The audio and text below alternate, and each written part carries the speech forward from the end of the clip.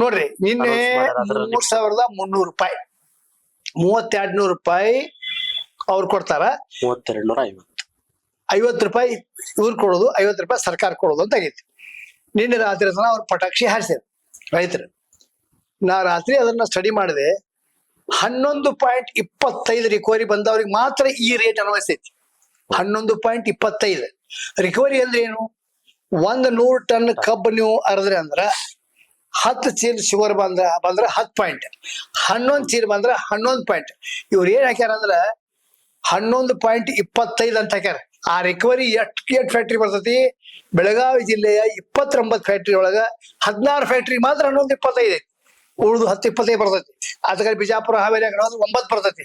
ಇವತ್ತದು ಅವ್ರಿಗೆ ಕಲ್ಪನಾ ಬರತ್ತೆ. ಈಗ ನಾ ಬೆಳಿಗ್ಗೆ ನಾ ಮಾಧ್ಯಮದಲ್ಲಿ ನೋಡಿ ರೈತರಿಗೆ ಇವತ್ತು ಬೆಳಿಗ್ಗೆ ಬಂದೈತಿ. ಅದಕ್ಕೆ ಇಂಗ್ಲಿಷ್ನಾಗ ಒಂದು ಮಾತು ಹೇಳ್ತಾರೆ, you can't convince them, you can confuse them ಅಂತ.